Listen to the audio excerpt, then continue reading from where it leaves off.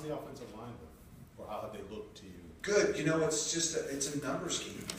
There's just not a lot. There's not a lot of you know, it makes spring games and things like that pretty interesting because there's really just a few guys. So, but the ones that are out there working, you know, have really shown a lot of spirit and want to. They're working hard. They're being coached very hard. They're responding to coaching. They're coming together.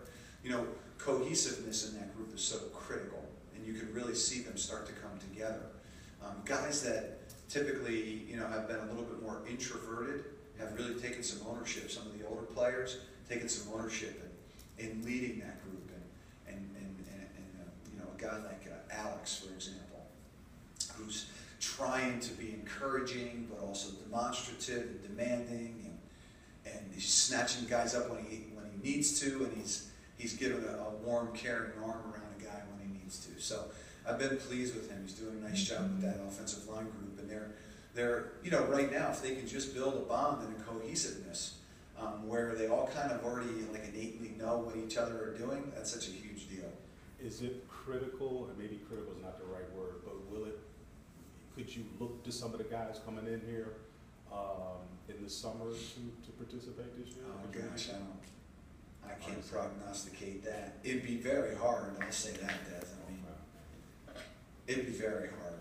In the trenches, to think that a youngster is going to come in here and have the kind of volume of work and just core strength ballast to hold up.